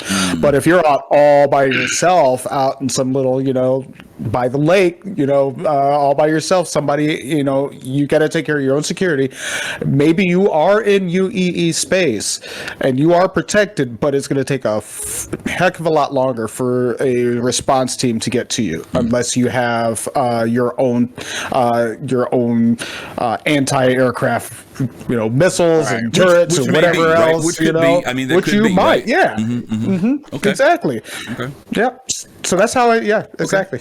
Fastcart? I'm going to push back a little bit on it because, I mean, for me personally, like I said, I probably won't get a homestead in game, but if I did, it would be because it's profitable to do it. And probably because of some mineral rights or some organic by the river or something like that to make that piece of land viable. So in that case, I wouldn't be worried about some Yahoo just randomly firing at me. I'd be worried about some person or group who think that they can just drive me out and take over, and I won't be able to get back in somehow. I mean, yes, there'll be security and stuff like that, but we know that it's going to be hackable. There'll be ways around the security to make it into your name instead of mine. So that's more. I think that's more of a legitimate worry to Griffin's point than worry about some Yahoo randomly firing. Kelosal, let me ask you a question. Do you think that the community or the players, once things are in place, once we actually have the guardrails in place, do you think that the community will, for the most part, respond to that in a positive way? In other words, the law system, the response to security, people are able to set up some type of personal shield over whatever. I mean, do you think that people will, quite often we find out that when people do chaotic things, it's mostly because there's no gameplay. There's nothing for them to do. So they're just doing something to pass the time, right? For the fun, right, of it. So I'm saying, do you think that when the game provides all these other avenues, dynamic events, this, mining, exploration, combat in space, blah, blah, do you think we'll see a decline so that people can feel that they can do things like Fastcart saying, hey, I'm willing to do it because it's profitable. But there are also those people who just want to set up a place because, like Dark Knight says, I want my vacation home there, right? So my question is, do you think that that if CIG puts the right guardrails in place, that those players that would normally be the chaos makers, I'm not saying there's always going to be some people who do it, but I'm saying, but you think it will minimize that? You know what I'm saying? Do you think, we'll just have to live with it no matter what, and it's not going to change anything? Well, I mean, so before I go ahead and get a little bit, straightforward, I got to remind everybody or ask people a question. I mean, what type of game do you want Star Citizen to be? Do you want a true PvP aspect? If that's going to be the case, then Griff, you're going to have all sorts of lawlessness and all sorts of take off this and take a no armistice zones and and everybody get shot anywhere. And don't forget that it's not just everybody get shot anywhere. It's whatever you have on your body gets stripped. Yeah. Everything or almost everything. Those are true PvPers.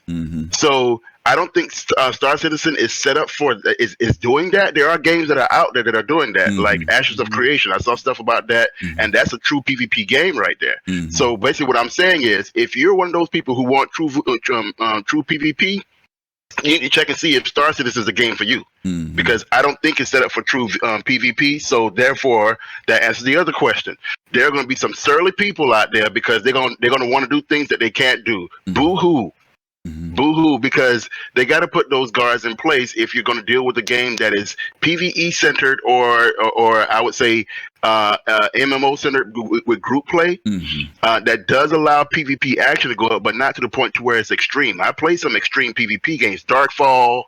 I mean, to where you wake up one moment, you go to sleep one moment, you in your castle, and you wake up, the castle is burnt down, and you out and you butt naked, you lost all your clothes. They stripped you while you was asleep. Seen that. Okay, and that stuff gets you mad. Atlas, come on now.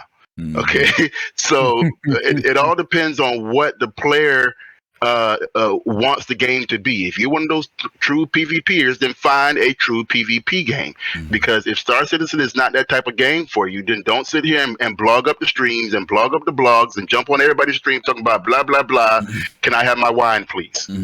I'm gonna push back on Kelosal just a tiny bit, because you make a good point, but there will be people who are saying this is supposed to be a sandbox. I can do what I want. That's the point that you brought up. But I mean, they may stick around for maybe a week or maybe that's ridiculous. a month.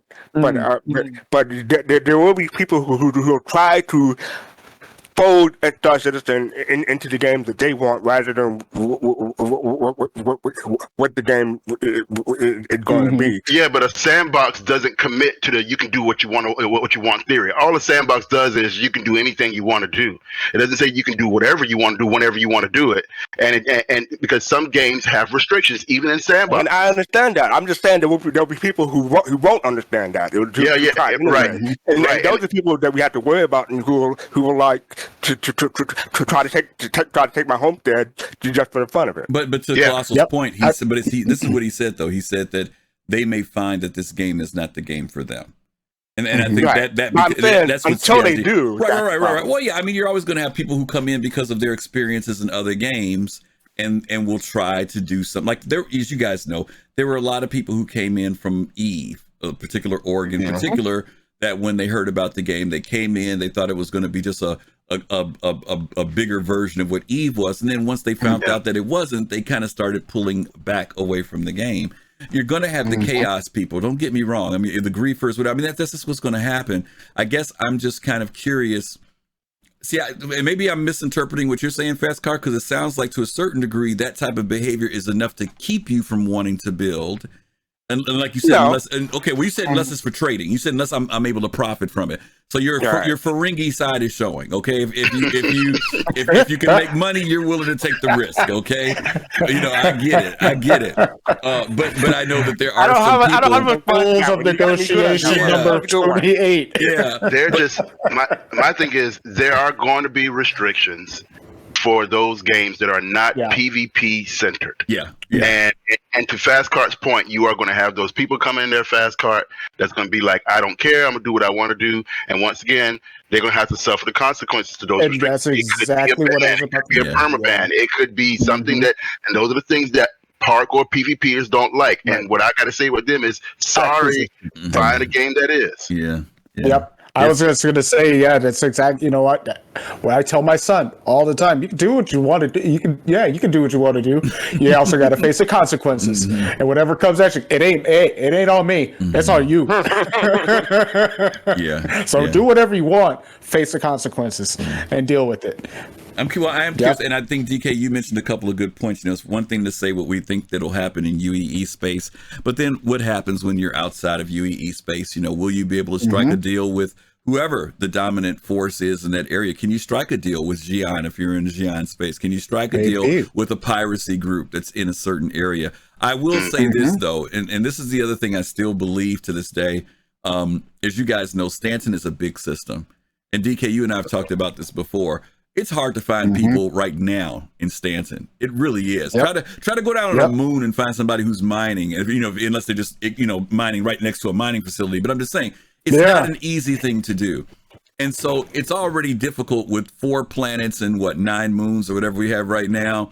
But imagine when you've got 5 systems with, 35 planets and 70 moons, right? There's going to be a lot of space out there is what I'm saying. And there's a lot of places where you can build that people are not just going to, if they happen to find you, trust me, it's going to be a 1 in 1,000 that they happen to come across you, unless you build in a traffic area or a community area where there's a big development, right? That's easy to see. So, didn't they say that the number of people that are real live players that would be in the game would be able to fit on Yella, and there's still be enough space, defined space on Yella? Yeah.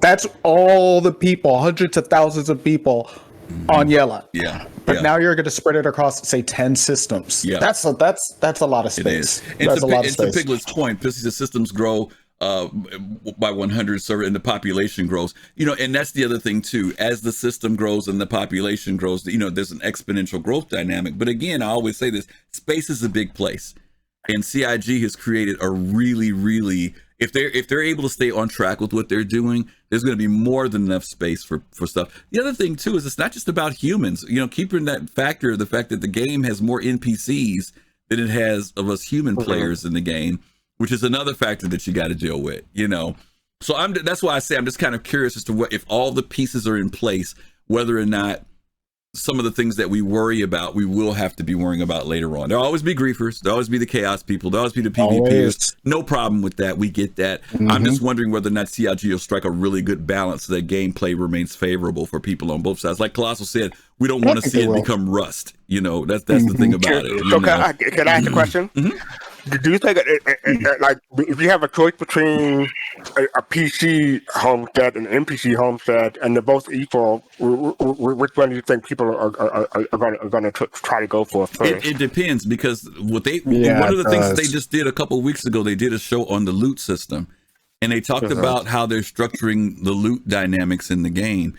There may be certain places that are in PC that are extremely valuable, but also well defended, right? And so, if there's some type of lore or history built around a particular place, then those people might say, hey, this particular town or city on such and such moon is known for mining, and this is the place for us to hit. Whereas with a human place, they may not know. They may take a chance. They may come there and hit us, and there's nothing there. They raid the joint and they find nothing. We may have just taken the shipment out 2 days beforehand. Then again, if they've got somebody doing surveillance who's paying attention and seeing when we got ships coming in and loading stuff up, or when they're seeing, type of cargo ships unloading and putting stuff in a warehouse somewhere, then somebody's doing their intelligence and they decide to strike it. I think I would love to see that that's the way it happens. You know what I mean? That people are being that thoughtful about when they're doing a raid, and not just because they see a building, let's blow it up. That's just, but that's just me. I'm just saying, I don't have any problem with people blowing it up. It's just, why did you blow it up? And if it's because you thought that there was something valuable in there, or you saw us moving cargo in there, hey, have at it, Hoss. You know what I mean? I just bought this big screen TV into my homestead. Jay said it's a sandbox. There's nothing to win. I definitely agree with that. But when I think of Eve, people always do something to win, right? People go crazy, curse you out, right? Call you everything but another guy. I mean, it's oof. Can you imagine what local is going to be like our version of local is going to be like in Third Citizen, like the first week on Monday when the game goes live? I'm gonna be honest with you. The first week everything goes live, I'm not getting in. Really? Probably not, right? I mean, not to be funny. We're playing it now. No, I believe you. I mean, we're playing it now, to be honest with you. And I'm like, even like I'm one of those people, like when the game drops, I don't go running to my computer right away to go load it up, because I know the servers are going to be weird. Everybody's trying to load the game, blah, blah, blah. I'll just kind of leisurely come in, and when I feel like it, I'll load the game, right? Yeah. And all I'm saying is I get it for the people who maybe never played it, that want, to hear that it's out there, it's ready to go. But I kind of think we're easing into it, because many of us log into the game frequently. And so whatever we would have already been through beta. Yeah. The beta, right. Beta would, right. Yeah. When it opens up, it'll be great. I'll come in and hang out with people. You know what I'm saying? But I'm not going to try and accomplish nothing that first week. Lefty doesn't believe you. He doubts. Weeks of vacation. So Lefty's point, I'm not saying I'm not going to get in the game. I'm just saying I'm not going to try to come in the game and accomplish a lot that first week. I will enjoy logging in. I will enjoy riding with people on their ships. We'll get blown up a few times, have some laughs, but I'm not trying to do nothing serious the first week or two of this game. You know, I'm going to be feeling it out and see, because we're all going to have to see how the community and new people come in, how they respond to the game. I like, you know, you've always heard us say a lot of people going to be flying Auroras that first week, you know, because listen, you guys saw this week and maybe you all didn't see this in the new patch. One of the things that's there, they told us that now when you restock your ships, your ammunition does not restock. Missiles and torpedoes do not restock anymore when you do a claim. And that's going to happen in other areas of the game. So when you fire off your 10 or 24 missiles and torpedoes, when you go back, you got to buy them all back. So those of you with those retaliators with those size 9s, you better have some deep pockets. Better have some deep pockets. Have that loose trigger if you want. You're going to have to be doing that. This is what I've been saying for the past 5 years. I'm going to put my ammo on layaway. Yeah, well, you're going to have to. Seriously. You're going to have a bank account for it, you know. But I guarantee you won't be spamming. Layaway account at Dumpers Depot. Layaway at Rattler. You won't be spamming, I can tell you that much. That's for sure. You will not be spamming. So, all right. Anyway, we're going to go ahead and wrap this up. We had a good conversation tonight. And real quick, why don't everybody kind of give a little bit of something where people can find you while I figure out who we're going to raid tonight. DK, where can people find you? You can find me right here on Soul Citizens Podcast, but you can also find me at Galactic Enterprises Incorporated, my organization with Pops and Fist, and we do events usually weekly, sometimes with Rec Raiders, who are also in the house, I'm sure out there somewhere. And other than that, yeah, I have a couple channels, YouTube. I don't post to Twitter. I don't post to everything on the Dark Knight. All right. Kelosal, where can people find you? You also can find me right here, along with Dark Knight and everybody else on the panel, and fastcart, and Griff is always good streaming with you guys here at Soul Citizens.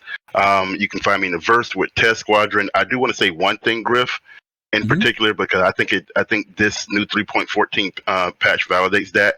I do want to give a huge shout out to CIG and to Chris Roberts and his team for basically keep upping the ante and making a game that we all know and love. I also want to thank the fans, because if it wasn't for them, then these publishers would come out there and tell Chris to go ahead and put out the game right now, and it'd be just like the other games that we've seen before that have come in and fall apart.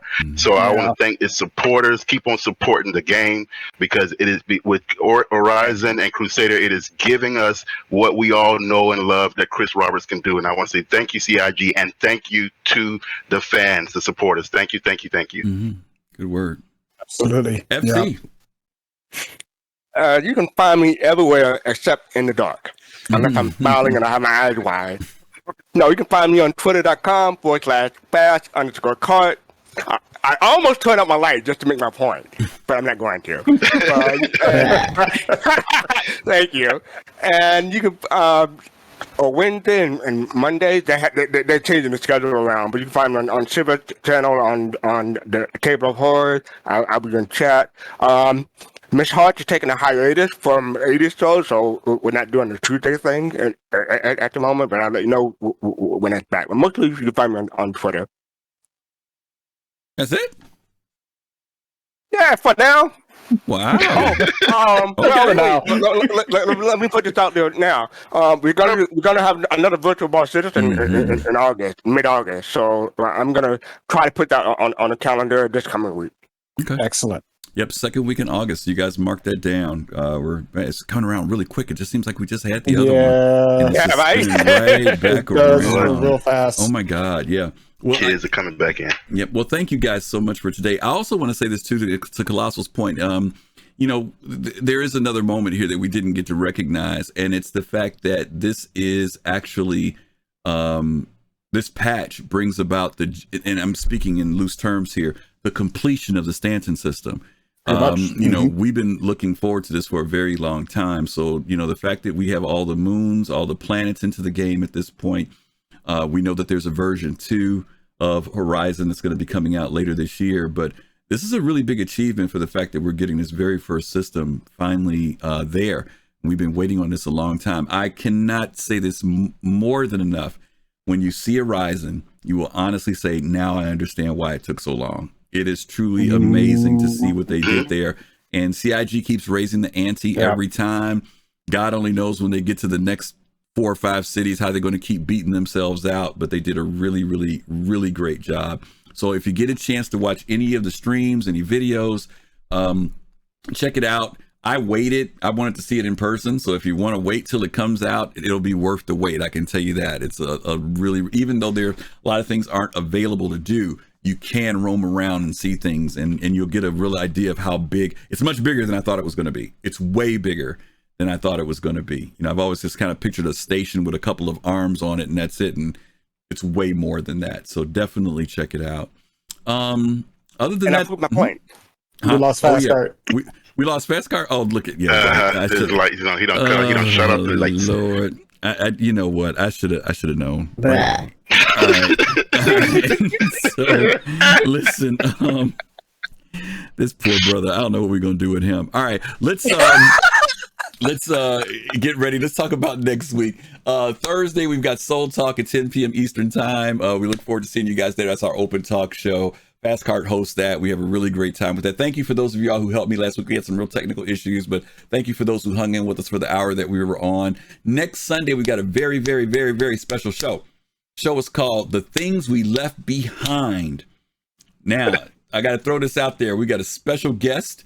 We're going to have the crazy man, the wild man himself, the former man known as Geo Get Money. Sub Vigio is going to be back on the show with us. Nice. And it's we are going to be, it's going to be good. Yep. And what that show is about, the things we left behind. Some of you who've been around for a long time will remember this, but there's a lot of stuff, gang, that CIG has done that is gone, that we've completely forgot about. On the picture there, you see some of those things like Wingman's Hangar, Citizen of the Stars. Some of you may remember that CIG used to go to Gamescom every year and do a presentation. It wasn't just CitizenCon.